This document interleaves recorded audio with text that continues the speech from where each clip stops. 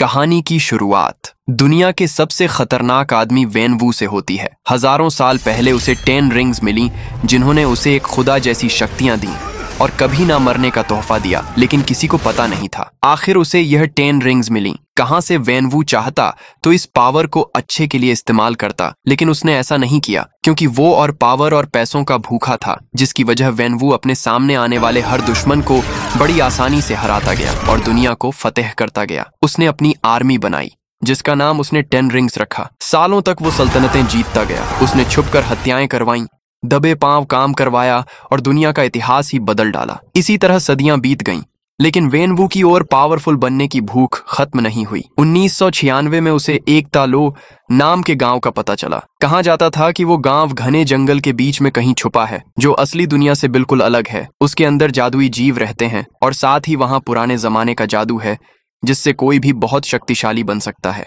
When वू भी इस जादू को हासिल करना चाहता था, इसीलिए वो उस जंगल में जाने लगा। लेकिन रास्ते में उसने देखा जंगल रहस्यमयी तरीके से चल रहा है। अचानक गाड़ी के पीछे बांस के पेड़ खाने के लिए गाड़ी की तरफ आने लगे। यह देखकर ड्राइवर ने गाड़ी तेजी से चलाई, जिससे गाड़ी से उसका कंट्रोल खो गया और वो नीचे गिरने लगी। लेकिन उससे पहले ही वेन वू अपनी रिंग्स की मदद से गाड़ी से निकल गया और नीचे 2000 फीट खाई में गिरने से बच गया। वेन वू जंगल के अंदर जाने लगा। थोड़ा आगे जाने पर उसे एक मास्क पहनी लड़की दिखी जिसका नाम शैली था। वेन वू ने उससे तालों का रास्ता पूछा, जिस पर लड़की ने कहा तुम्हें वहां जाने की इजाजत नहीं है, और उसे उल्टे पांव वापस जाने को कहा। इससे वेन वू को गुस्सा आ गया और उसने शैली पर अपनी 10 रिंग्स से हमला किया। लेकिन शैली भी कोई आम लड़की नहीं थी। वो हवा में उड़ी और हमले से बच गई। यह देखकर वेन वू भी हैरान हो गया। शैली ने अपना जादुई डांस किया और जब वेन वू ने फिर से उस पर हमला किया, शैली ने उसे बड़ी आसानी से रोक दिया। जैसे कोई हलवा हो, दोनों लड़ने लगे।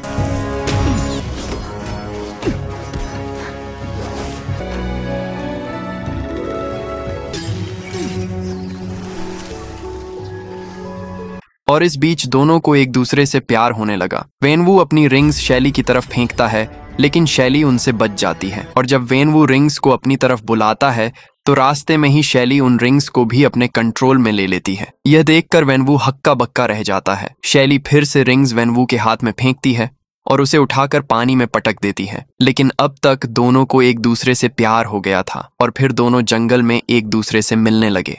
शैली चाहती थी वेन वू उसके साथ तालो में रहे, इसीलिए वो अपने पूर्वजों से इजाजत मांगती है। लेकिन पूर्वज मना कर देते हैं क्योंकि उन्हें पता था कि वेन वू पहले कौन था। अब इसकी वजह से वेन वू के साथ रहने के लिए शैली अपना गांव छोड़ देती है और गांव छोड़ने की वजह से उसकी शक्तियां भी चली जाती हैं। लेकिन शैली को उनकी परवाह नहीं होती। वेन वू भी प्यार की खातिर अपने सारे बुरे काम बंद छोड़ देता है और साथ ही अपनी 10 रिंग्स को भी उतार कर एक बॉक्स में बंद कर देता है।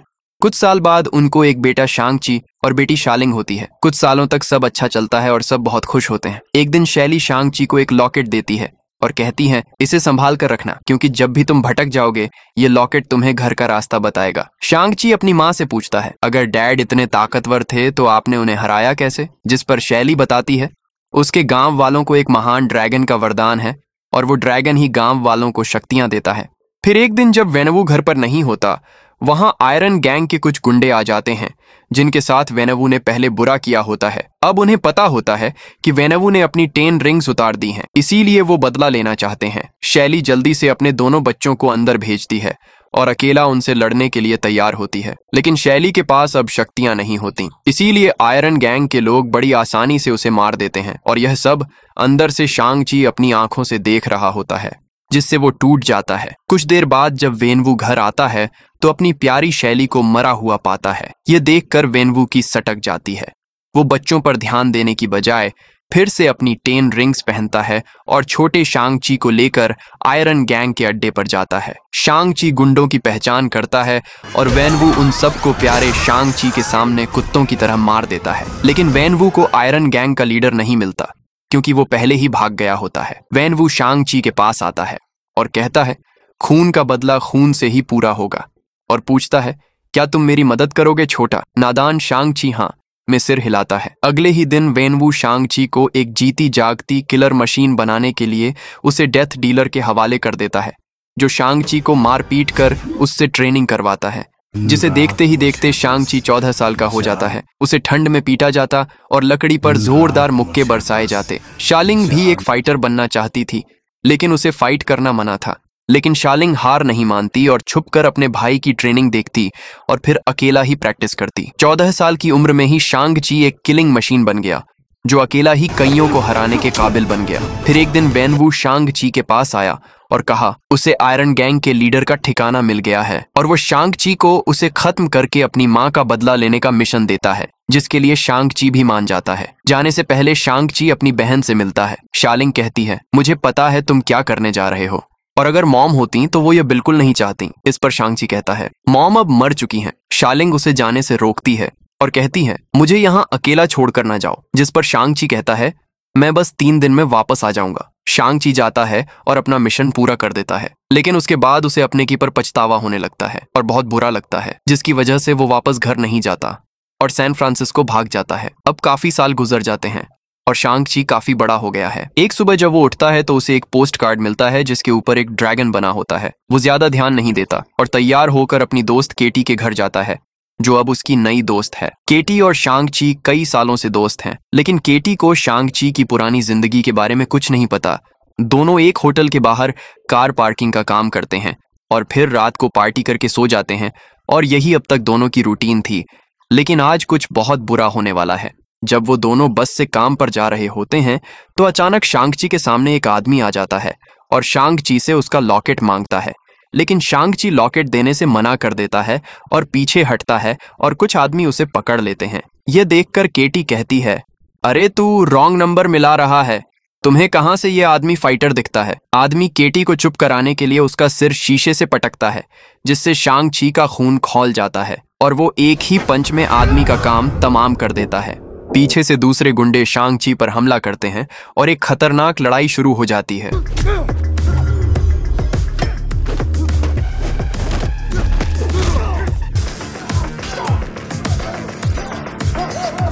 कुछ ही पल में शांग ची सबको धूल चटा देता है। यह देखकर वहां खड़ी केटी का मुंह खुला का खुला रह जाता है। अगले ही पल शांग ची के पीछे से एक हट्टा कट्टा आदमी उठता है, जिसका नाम रेजर फिस्ट होता है, और उसके हाथ में एक जल रही तलवार लगी होती है जो किसी भी लोहे को आसानी से काट सकती है। रेजर फिस्ट शांग ची पर हमला करता है, लेकिन शांग ची नीचे होकर बच जाता है।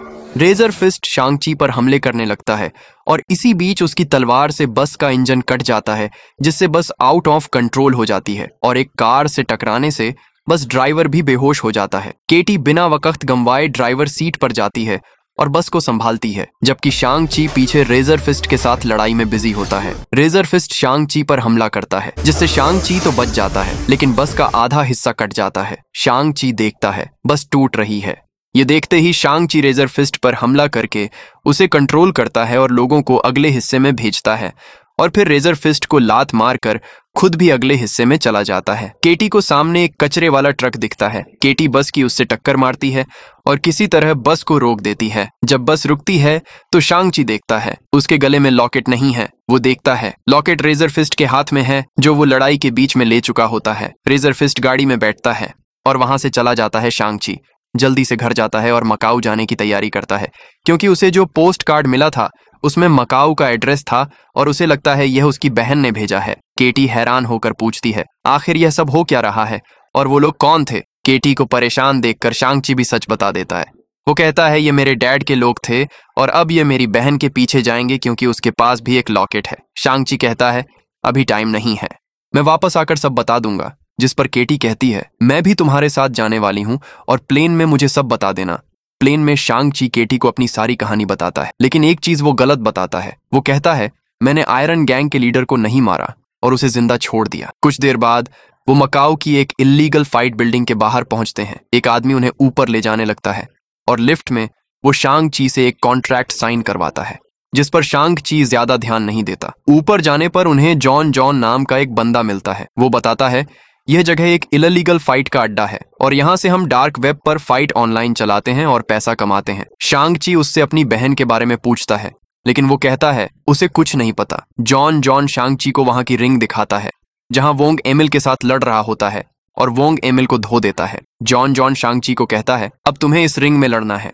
शांग ची कहता है ये क्या कह रहे हो। जॉन बताता है शांग ची की बस फाइट वाली वीडियो बहुत वायरल हो गई है और अब उसे रिंग में लड़ना होगा और शांग ची पीछे नहीं हट सकता क्योंकि लिफ्ट में उसने कॉन्ट्रैक्ट भी साइन कर लिया है। शांग ची के पास कोई चारा नहीं होता और वो फाइट के लिए मान जाता है और रिंग में जाता है। जब शांग ची की अपोनेंट आती है तो शांग ची हैरान हो जाता है क्योंकि वो तो उसकी बहन शालिंग होती है। शालिंग बिना रुके शांग ची को मारने लगती है। शांग ची उससे लड़ने की कोशिश करता है लेकिन शालिंग उसे आसानी से मारने लगती है। असल में शालिंग को शांग ची पर गुस्सा होता है क्योंकि जब वो छोटी थी तो शांग ची ने उससे कहा था कि वो 3 दिन तक आ जाएगा, लेकिन शांग ची कभी वापस ही नहीं गया। गुस्से में शालिंग लात मारकर शांग ची को हरा देती है। फाइट के बाद शांग ची शालिंग को बताता है कि उसके पिता के आदमियों ने उसका लॉकेट ले लिया है और अब वो तुम्हारे लॉकेट के पीछे आएंगे और मुझे यकीन है वो जो भी करेंगे इन लॉकेट से वो बुरा ही होगा। इस पर शालिंग कहती है, जब तुम चले गए तो 3 दिन बाद मैं माँ की कब्र पर तुम्हारा इंतजार करने लगी, लेकिन तुम नहीं आए और देखते ही देखते 6 साल बीत गए। मुझे 6 साल लगे यह जानने में कि मुझे तुम्हारी जरूरत नहीं है। मैं भी घर से भाग गई और यहाँ आकर 16 साल की उम्र में अपने दम पर यह फाइट क्लब बनाया। वो कहती है ना मुझे तब तुम्हारी जरूरत थी और ना अब है। शांग ची कहता है, तो फिर तुमने ये मुझे पोस्ट कार्ड क्यों भेजा?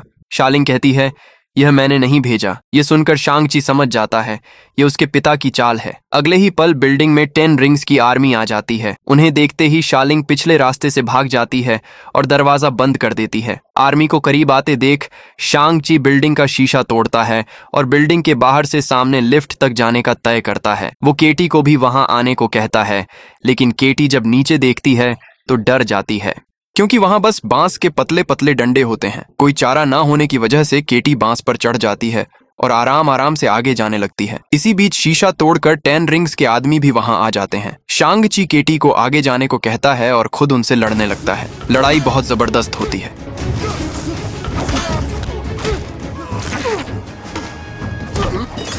इसी बीच एक आदमी केटी को धक्का दे देता है जिससे केटी बांस के साथ हवा में लटक जाती है और बांस टूटने लगता है।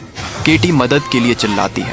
शांग ची जब केटी को लटका हुआ देखता है तो तेजी से केटी की तरफ भागने लगता है। वो फुर्ती से दुश्मनों से बचता है और केटी को गिरने से बचा लेता है, लेकिन तभी एक निंजा शांग ची को करंट लगाता है जिससे केटी नीचे गिरने लगती है, लेकिन शालिंग लटक कर उसे अपनी टांगों से अंदर खींच लेती है जिससे केटी बच जाती है। अब शालिंग भी बंदर की तरह बांस पर चढ़ के अपने भाई के पास पहुंचती है और दोनों दुश्मनों से लड़ने लगते हैं। शांग ची कहता है, तुम तो हमें छोड़कर चली गई थीं, वो वापस क्यों आई? जिस पर शालिंग कहती है, अब पता चला कैसा लगता है जब कोई मुश्किल में अकेला छोड़ दे। कुछ ही देर में दोनों मिलकर सारे दुश्मनों को हरा देते हैं, लेकिन तभी वहां डेथ डीलर आ जाता है। वो फुर्ती से शालिंग के पास आता है और उसका लॉकेट लेकर भाग जाता है।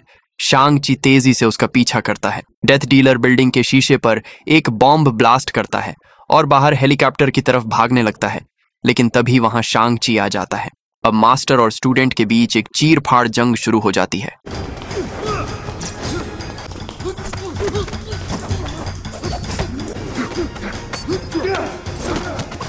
कुछ देर जबरदस्त फाइट के बाद शांग ची अपने मास्टर को जमीन पर गिरा देता है। वो याद करता है कैसे डेथ डीलर ने उसे मार मार कर जबरदस्ती ट्रेनिंग करवाई। गुस्से में शांग ची उसे मारने लगता है, लेकिन तभी वहां साक्षात वेनवू जी आ जाते हैं। वो डेथ डीलर से लॉकेट लेता है और शांग ची को कहता है, मैंने अपने आदमियों को कहा था, वो सब मिलकर भी तुम्हें रोक नहीं सकते।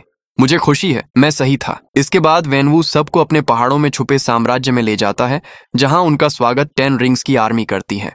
जब केटी शालिंग के रूम में होती है तो वो डरते हुए पूछती है, क्या तुम्हारे पिता हमें भी मार देंगे? शालिंग कहती है, सिर नीचे और मुंह बंद, और वो भूल जाएंगे तुम यहाँ हो, मैंने भी यही किया था। वो कहती है, वो तो मेरी तरफ देखते भी नहीं थे, कहते थे मैं उन्हें माँ की याद दिलाती हूँ। शाम के खाने पर शांग ची पूछता है, आखिर आपने हमें ढूंढा कैसे? जिस पर वेनवू कहता है, मेरी नजर हमेशा से तुम पर थी और मैंने तुम्हें 10 साल अपने मन की करने का दिया, लेकिन अब तुम मेरे साथ मेरी मदद करोगे।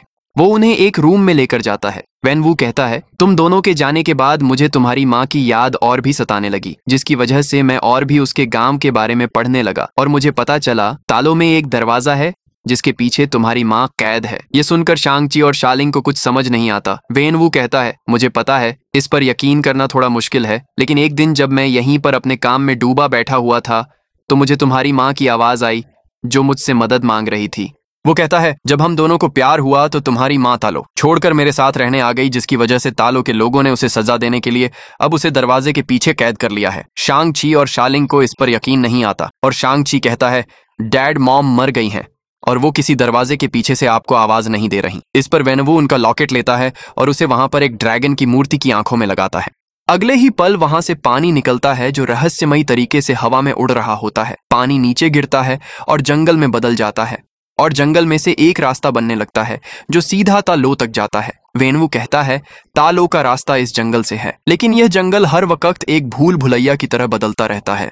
लेकिन एक ऐसा रास्ता भी है जो सीधा तालो में जाता है, लेकिन वो बस साल में एक दिन ही खुलता है और वो दिन 3 दिन बाद है। और अब मेरे पास वो रास्ता और वो दिन दोनों हैं। वो अपनी आर्मी को कहता है तैयार हो जाओ, 3 दिन बाद हम मेरी पत्नी को बचाने जाएंगे। शालिंग पूछती है अगर गांव के लोग बीच में आए तो आप क्या करेंगे? इस पर वेनवू बड़े ठंडे लहजे में कहता है तो फिर वो सब मरेंगे। ये सुनकर शांग-ची कहता है अबे तेरी सटक गई है क्या? ये सब बेकार की बातें हैं। वेनवू को गुस्सा आता है और वो उसे जमीन पर पटक देता है। शालिंग बीच में आती है लेकिन वेनवू उसे भी नीचे पटक देता है और फिर तीनों को एक जगह बंद कर देता है। वेनवू जब अकेला बैठा होता है तो उसे फिर से अपनी पत्नी की आवाज आती है जो उससे मदद मांग रही होती है। उधर केटी शांग-ची से पूछती है क्या तुम्हारी माँ के गांव की बातें सच हैं? शांग-ची कहता है माँ बचपन में मुझे तालो की कहानियां सुनाती थीं। शालिंग कहती है क्या पता डैड सही हो। शांग-ची कहता है ऐसा नहीं है, और अगर हम उनसे पहले तालो नहीं पहुंचे तो वो सबको मार देंगे। तभी उन्हें वहां से किसी आदमी की आवाज आती है। जब वो पीछे जाते हैं तो वहां ट्रेवर नाम का एक एक्टर होता है। वो अपनी कहानी बताने लगता है, लेकिन शालिंग को कोई इंटरेस्ट नहीं होता और वो वहां से चली जाती है। ट्रेवर बताता है कुछ साल पहले एक प्रोड्यूसर ने उसे एक टेररिस्ट की एक्टिंग करने को कहा, जिसे ट्रेवर ने बाखूबी किया। लेकिन बाद में उसे पता चला कि वो प्रोड्यूसर ही असली टेररिस्ट है और वो कोई एक्टिंग नहीं कर रहा, बल्कि वो वेनवू की एक्टिंग कर रहा था। और टेररिस्ट वेनवू का नाम इस्तेमाल करके अमेरिका को डराना चाहता था। तरीका काम किया और अमेरिका डर गया, लेकिन मुझे तुम्हारे पिता ने पकड़ लिया। उनके आदमी मुझे मारने ही वाले थे कि मैंने उन्हें कला का नमूना दिखाया। आपके पिता को मेरी एक्टिंग पसंद आई और उसके बाद से हर हफ्ते मैं आपके पिता के लिए शो करता हूँ। तभी वहां पर बिना सिर का एक जादुई क्रिएचर आता है। उसे देखते ही शांग-ची पूछता है ये क्या है? इतने दिन उस क्रिएचर के साथ रहने पर ट्रेवर उसकी जबान सीख चुका था। ट्रेवर बताता है ये तुम्हारी माँ के गांव तालो का है, इसे तुम्हारे पिता जंगल से लाए थे। क्रिएचर शांग-ची के पास जाता है और ट्रेवर कहता है ये चाहता है तुम इसे इसके गांव ले जाओ। शांग-ची कहता है मेरे बस में होता तो जरूर ले जाता, लेकिन मेरे पिता के हिसाब से वहां जाने का रास्ता साल में सिर्फ एक बार ही खुलता है। इस पर जादुई क्रिएचर ट्रेवर को कुछ कहता है। ट्रेवर बताता है ये कह रहा है इसे तालो में जाने का रास्ता पता है और यह अभी तुम्हें वहां ले जा सकता है, लेकिन वो रास्ता थोड़ा खतरनाक है क्योंकि अभी तक वहां से जिंदा कोई भी तालो में नहीं पहुंचा। तभी शालिंग वहां पर दीवार तोड़ती है जिसके पीछे एक सुरंग होती है। वो बताती है डैड ने कॉम्प्लेक्स के नीचे सुरंग बनाई हुई है और पिछली बार मैं यहीं से भागी थी। शालिंग उन्हें लेकर पार्किंग एरिया में जाती है जहां से वो गाड़ी में बैठकर जाने लगते हैं, लेकिन कैमरे में रेजर फिस्ट उन्हें देख लेता है और अपने आदमी पीछे भेजता है। केटी तेजी से गाड़ी चलाती है और वो उन्हें चकमा देकर वहां से चले जाते हैं। वेनवू भी यह देख रहा होता है और कहता है जब माँ वापस आ जाएगी तो बच्चे भी आ जाएंगे। सुबह तक सब जंगल तक पहुंच जाते हैं और जादुई क्रिएचर के कहने पर जंगल के अंदर चले जाते हैं। तभी उनके पीछे से जंगल बंद होने लगता है जिससे सबकी हवा टाइट हो जाती है, लेकिन जादुई क्रिएचर उन्हें रास्ता बताता है और कुछ ही देर में सब जंगल पार कर लेते हैं। सामने एक झरना होता है। जादुई क्रिएचर उन्हें झरने के अंदर जाने को कहता है और जब वो झरने के अंदर जाते हैं तो टेलीपोर्ट होकर तालो में पहुंच जाते हैं जहां उड़ने वाले ड्रैगन, बड़े अजीब घोड़े और बहुत सारे जादुई क्रिएचर होते हैं। कुछ आगे जाने पर वो एक गांव में पहुंचते हैं जहां कुछ लोग हथियार लिए खड़े होते हैं। सब गाड़ी से निकलते हैं और शांग-ची उन्हें बताता है वो और उसकी बहन शैली के बच्चे हैं, लेकिन इससे भी उस बूढ़े को फर्क नहीं पड़ता और वो उन्हें वापस जाने को कहता है। लेकिन तभी वहां येंगनान नाम की एक औरत आती है। वो गांव वालों को रोकती है और शांग-ची के पास जाती है और उनका स्वागत करती है और बताती है वो उनकी मौसी है। शांग-ची कहता है हमारे पास वक्त नहीं है, मेरे पिता यहाँ आ रहे हैं। इस पर येंगनान उन्हें वहां पर बना एक दरवाजा दिखाती है। वो कहती है हमारे लोग 400 सालों से इस काले दरवाजे की रक्षा कर रहे हैं। वो कहती है तालो तो बहुत बड़ा एक यूनिवर्स है और हम तो तालो का बस एक गांव हैं। यहीं और भी बहुत बड़े और महान गांव हैं। वो बताती है सालों पहले हम सब में शांति थी, लेकिन फिर आया अंधेरे का हैवान जो अपने साथ आत्मा खाने वाली फौज लाया था। वो लोगों की आत्मा खाता और ताकतवर होता गया। हमारी दुनिया को तबाह करने के बाद वो तुम्हारी दुनिया की तरफ बढ़ा। हमारी दुनिया के लोगों ने उससे लड़ने के लिए सबसे बेहतरीन योद्धा भेजा, लेकिन उसके आगे कोई नहीं टिका। और फिर आया हमारा रक्षक ड्रैगन। हमारे लोगों के साथ मिलकर उसने उस अंधेरे के हैवान को उस दरवाजे के पीछे कैद कर दिया और साथ ही उसकी पूरी आत्मा खाने वाली आर्मी को भी। और तब से महान ड्रैगन की शक्तियों की मदद से हम उस दरवाजे की सुरक्षा कर रहे हैं। वो कहती है, इससे पहले भी कई लोग उस दरवाजे को खोलने आए, लेकिन उन सब को हमने हरा दिया। और उन सब में एक चीज कॉमन थी, सबको वहां से एक आवाज आती थी जो उनकी सारी ख्वाहिशें पूरी करने का वादा करती है। शांग ची पूछता है, तो मेरे पिता को वो आवाजें क्यों आ रही हैं? येंग नान कहती है, क्योंकि उस हैवान को पता है कि वो 10 रिंग्स की पावर से आजाद हो सकता है, इसीलिए वो तुम्हारे पिता को शैली की आवाज में बुला रहा है। तभी वहां एक बूढ़ी औरत के हाथ से कुछ तीर गिरते हैं। केटी उन्हें उठाकर उनकी मदद करती है, जिस पर वो बूढ़ी औरत केटी के हाथ में और भी तीर रख देती है और उसे अपने साथ चलने को कहती है। बूढ़ी औरत केटी को लेकर जाती है और उसे तीर चलाना सिखाने लगती है। उधर येंग नान शांग ची और शालिंग को उनके नए सूट देती है जो ड्रैगन की खाल से बने होते हैं। येंग नान कहती है, अक्सर जब किसी की माँ मर जाती है तो वो अकेला पड़ जाते हैं, लेकिन तुम्हारे साथ ऐसा नहीं होगा। वो कहती है, तुम दोनों हमारा परिवार हो। कुछ देर बाद शालिंग बाहर बैठी लड़कियों को ट्रेनिंग करते देख रही होती है। येंग नान वहां आती है और कहती है, यहाँ हम सबको बराबर मानते हैं, और शालिंग को एक हथियार देती है जिससे शालिंग ट्रेनिंग करने लगती है। येंग नान जब ट्रेनिंग कर रही होती है तो शांग ची वहां आता है और कहता है, सिर्फ मेरी माँ ही डैड को हरा सकती थी। और येंग नान को उसे अपनी माँ का तरीका सिखाने को कहता है, जिस पर येंग नान उसे तालो का लड़ने का तरीका सिखाने लगती है। रात को शांग ची याद कर रहा होता है जब उसकी माँ उसे अपना फाइटिंग स्टाइल सिखा रही होती हैं। तभी वहां केटी आती है। शांग ची को परेशान देखकर केटी पूछती है, क्या बात है? शांग ची केटी को अपना सच बताता है। वो कहता है, मैंने तुम्हें कहा था कि मैं आयरन गैंग के लीडर को नहीं मार पाया। वो झूठ था। इस पर केटी कहती है, देख, उस वक्त तू बस एक बच्चा था और नादान था। शांग ची कहता है, माँ डैड की वजह से मरी और अब वो इस गांव को तबाह करने आ रहे हैं। वो कहता है, खून का बदला खून से ही पूरा होगा, और कहता है, मैं अपने पिता को मार दूंगा। अगली सुबह आती है और हर कोई जंग के लिए तैयार होता है। केटी भी लड़ने के लिए एक तीर उठाती है, लेकिन एक गांव का बूढ़ा आदमी उसे रोक देता है क्योंकि उसे लगता है केटी अभी तैयार नहीं है। कुछ ही देर में वेनवू अपनी निंजा आर्मी के साथ वहां आ जाता है। अपने बेटे को दुश्मन के साथ देखकर वो कहता है, तुम उनके साथ मिल गए जिन्होंने तुम्हारी माँ को कैद किया। येंग नान उसे कहती है, दरवाजे के पार शैली नहीं है, बल्कि अंधेरे का शैतान तुम्हें भटका रहा है। वेनवू को येंग नान पर यकीन नहीं आता और वो अपनी आर्मी को हमला करने का ऑर्डर देता है। जंग शुरू हो जाती है और हर कोई लड़ने लगता है। इसी बीच शांग ची देखता है वेनवू दरवाजे की तरफ जा रहा है। शांग ची अपने पिता के पीछे जाता है। वेनवू कहता है, क्या तुम अकेले मुझसे लड़ना चाहते हो? शांग ची कहता है, मैं आपसे डरता नहीं हूँ। वेनवू शांग ची पर हमला करता है और दोनों के बीच एक जबरदस्त लड़ाई शुरू हो जाती है। वेनवू शांग ची को जमीन पर पटकता है और कहता है, जब तुम्हारी माँ की मौत हुई तो वहां था, लेकिन फिर भी तुमने कुछ नहीं किया और बस अपनी माँ को मरते हुए देखते रहे। इतना कहकर वो दरवाजे की तरफ बढ़ने लगता है। शांग ची पीछे से हमला करता है, लेकिन वेनवू उठाकर उसे नीचे पटक देता है और रिंग्स से हमला करता है। शांग ची तालो की जादुई छड़ी से रिंग्स को रोकता है और अपने पिता पर हमला करता है। वो कहता है, जब माँ मरी तो हमें आपकी जरूरत थी, लेकिन आपने इन रिंग्स को चुना। शांग ची अपने पिता को छड़ी से नीचे पटकता है और कहता है, अगर उस दरवाजे के पीछे माँ है भी क्या? आपको लगता है अब वो आपके साथ रहना चाहेंगी? इससे वेनवू की सटक जाती है और वो एक जोरदार मुक्का मारता है, जिससे शांग ची गहरे पानी में गिर जाता है। तभी वेनवू को दरवाजे से फिर से शैली की मदद की आवाज आती है। वेनवू जंप मारकर वहां जाता है और दरवाजे को तोड़ने लगता है। अगले ही पल दरवाजे के अंदर से एक आत्मा खाने वाला छोटा राक्षस निकलता है। येंग नान और बाकी भी यह देख लेते हैं। शालिंग रेजर फिस्ट को कहती है, हमें मिलकर लड़ना होगा वरना हम सब मारे जाएंगे। ये सुनकर रेजर फिस्ट अकड़ दिखाने लगता है और कहता है, हमें कोई नहीं हरा सकता। और तभी वो राक्षस डेथ डीलर पर हमला करता है और उसकी आत्मा निकाल लेता है और फिर रेजर फिस्ट पर हमला करता है, लेकिन राक्षस पर कोई असर नहीं करता और येंग नान राक्षस को अपने हथियार से मारकर रेजर फिस्ट की जान बचाती है। ये देखकर रेजर फिस्ट एक साथ मिलकर लड़ने के लिए मान जाता है। तभी येंग नान देखती है वो राक्षस आत्मा लेकर दरवाजे के अंदर जा रहा है।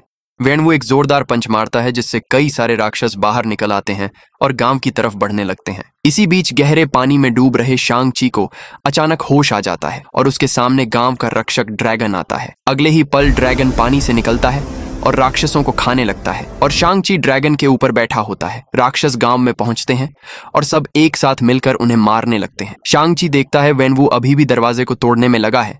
शांग ची ड्रैगन के साथ वहां जाता है और जंप लगाकर नीचे उतरता है, जबकि ड्रैगन फिर से राक्षसों को खाने चला जाता है। वेनवू शांग ची को हटने को कहता है, लेकिन शांग ची मना कर देता है। गुस्से में वेनवू शांग ची पर हमला करता है, लेकिन इस बार शांग ची अपनी माँ के स्टाइल से लड़ता है और वेनवू पर भारी होने लगता है। उधर कुछ राक्षस ड्रैगन की आंख पर हमला करने लगते हैं। ये देखकर शालिंग जल्दी से हमला करती है और ड्रैगन की आंख पर हमला करने वाले सब राक्षसों को मार देती है। उधर बाप बेटे में एक चीर फाड़ लड़ाई चल रही होती है। वेनवू शांग ची पर अपनी 5 रिंग्स से हमला करता है, लेकिन शांग ची उन रिंग्स को कंट्रोल कर लेता है। अब शुरू होती है असली फाइट।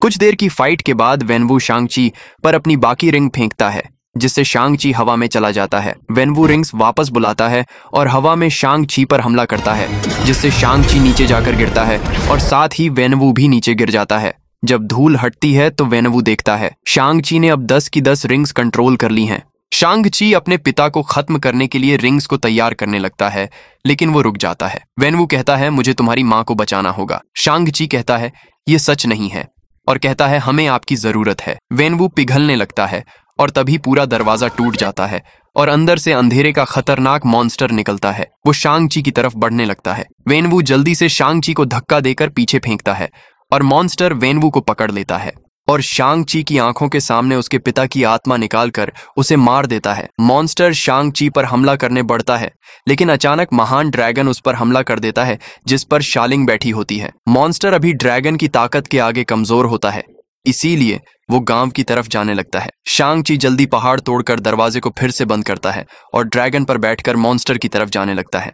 इससे पहले मॉन्स्टर गांव तक पहुंच पाता, ड्रैगन उस पर हमला कर देता है और अपनी शक्ति से मॉन्स्टर को पानी में डुबाने लगता है। लेकिन तभी मॉन्स्टर के चमचे उसके मुंह में और लोगों की आत्मा डाल देते हैं, जिससे मॉन्स्टर की ताकत बढ़ जाती है और वो खुद को ड्रैगन की पकड़ से आजाद करवा लेता है। मॉन्स्टर ड्रैगन पर हमला करता है और अब उसकी आत्मा भी निकालने लगता है। यह देखकर गांव का एक बूढ़ा आदमी केटी से कहता है अगर मॉन्स्टर ने ड्रैगन की आत्मा खा ली तो उसे रोकना नामुमकिन हो जाएगा, और केटी को ड्रैगन की गर्दन पर निशाना लगाने को कहता है। इससे पहले बूढ़ा आदमी ड्रैगन को तीर मार पाता, एक राक्षस उसे पकड़ लेता है और उसकी आत्मा निकाल लेता है। उधर मॉन्स्टर शालिंग को पकड़ लेता है और अपनी तरफ खींचने लगता है, लेकिन शांग ची शालिंग का हाथ पकड़ लेता है। शालिंग कहती है मुझे छोड़ दो और जाकर मॉन्स्टर से लड़ने को कहती है, लेकिन शांग ची कहता है इस बार मैं तुम्हें नहीं छोड़ूंगा। तभी एक तीर सीधा मॉन्स्टर की गर्दन पर लगता है और यह तीर हमारी अपनी केटी ने चलाया होता है। अब इससे ड्रैगन मॉन्स्टर की पकड़ से आजाद हो जाता है और फिर से मॉन्स्टर को पानी से पकड़ लेता है। बिना वक्त गंवाए शांग ची भाग कर जाता है और एक जंप लगाकर मॉन्स्टर के मुंह में अपनी 10 रिंग्स फेंकता है।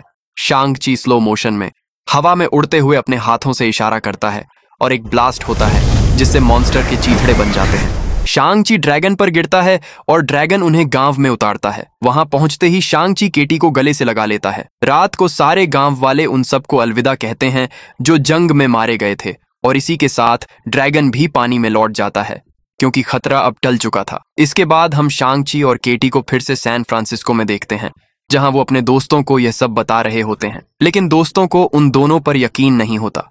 तभी वहां एक पोर्टल में से वोंग आता है और शांग ची का नाम पुकारता है और दोनों को अपने साथ पोर्टल में ले जाता है। तो कैसी लगी वीडियो कमेंट में जरूर बताना, और ऐसी और वीडियोस देखने के लिए चैनल को सब्सक्राइब भी कर लेना।